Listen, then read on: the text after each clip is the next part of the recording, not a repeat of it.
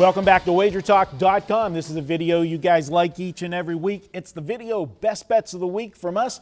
We're going to get things started. We'll go right to Bryan. You're going to have a play in the series for the Cavs and the Warriors. And we going homer, or what are we doing here?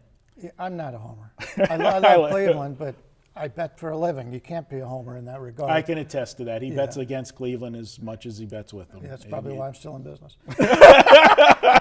But in reality, I like the Cavs here to win in 6 games. You're even calling the corner pocket? You get 9-2. Yeah. I bet them at plus 190 to win the series. You can get them at plus 180. I think a big advantage here is having that extra time off before that first game, because you talked about in the last video on missed layups. Well, one of the reasons you miss layups is because you're getting tired. Now, granted, they hit 3-pointers, so that's another thing. You usually don't have your legs. But there was a lot of the guys that were just missing the layups, and it was a very physical series with Oklahoma City. A lot of big guys on that team that they had to battle.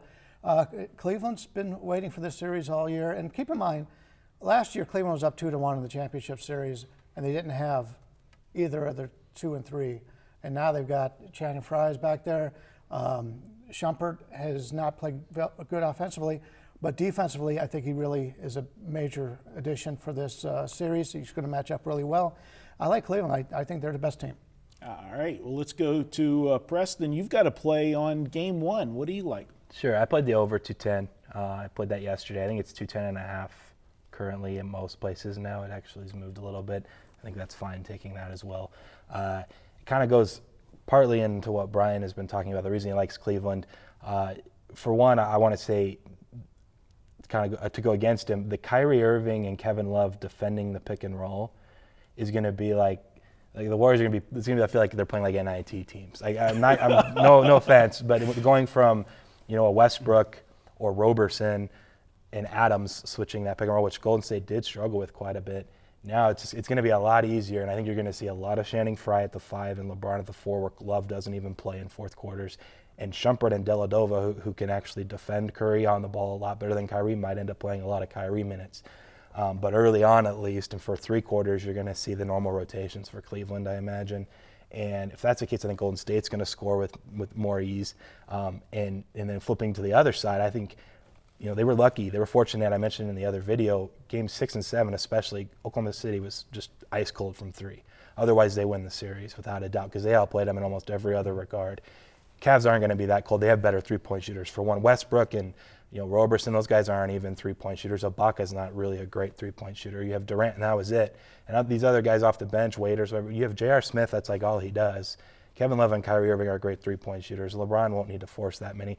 They're going to get open looks because of the LeBron pick and roll and get into the rim.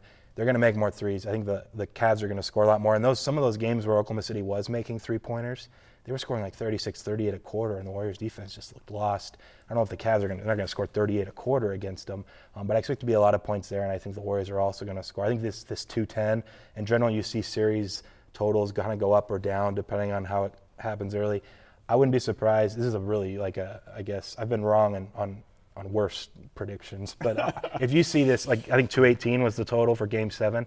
I wouldn't be surprised if the totals for these games end up in that 215 to 218 range by Game 3 or Game 4, just because it's going to be up and down, just like Oklahoma City was supposed to be. So that's my prediction. If it's 210, 211 again in Game 2, I'll bet it again. I mean, you're seeing an adjustment because of what we saw in the last series, and it's a different matchup. As we talked about, the Thunder, when they were able to get the ball inside, they did have an edge. And so if you're going to try, when they consciously tried to get it inside, they were more productive, but yet you're taking more off of the clock as well. And then you're not having those missed threes that, end up being long rebounds that end up being transitioned the other way. So, I can't say I don't disagree with you there.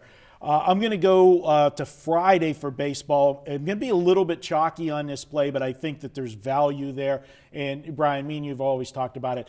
I'm not one that likes chalk. Believe me, I don't like the lay prices in baseball. But sometimes when you feel that you've got added edges that make it that it should be higher than it is, I'm going to look to the Mets on Friday night with Syndergaard versus Kohler. Miami, they're playing better now, but the Mets team's playing great baseball right now.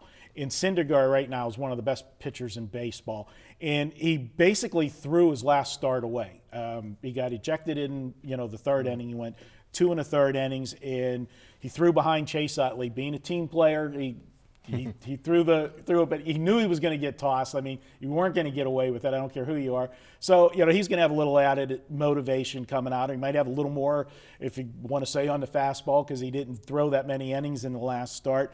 And the Mets have an advantage. They're off on Thursday, where Miami has to play. So we talked about it in an earlier video about bullpens and everything. The Mets will have everything at their disposal. If they get their solid, 7, 8 innings out of Syndergaard, they'll have whoever they need to close because they had the day off.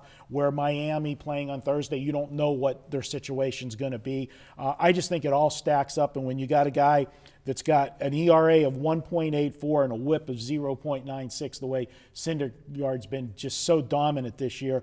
In Miami, I don't like to go against Miami if a left-hander's on the mound. They hit left-handers very well, but they're just average against the right-handers, and Kohler has not been good. His ERA, 4.50, not atrocious, but, on the high side, but where he's really been horrible is with the whip. He is getting a lot of guys on base, and, I don't care what numbers you look at. When you keep putting guys on base, eventually they're going to come around and score. His whip's 1.65 on the season, which is horrible.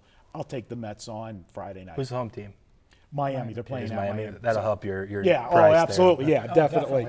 Yeah. And you talk about Syndergaard not lasting very long. He did pitch an inning in relief yesterday. It was usually a side session, so it'll be kind of interesting. The first time he's come in for relief in the middle of his rotation, but yeah, he's just been tremendous right now, and Arrieta gets all the credit, but Kershaw and Syndergaard have been just as good. Yeah. Absolutely. All right, guys. Hey, this weekend, take $10 off a package at Wager Talk. Use coupon code FINALS in the number 10. Just type that in at checkout. You'll get $10 off. You can use it anything you like. Check out one of the weekend all-access packages from your favorite capper. We'll be back with more here at wagertalk.com.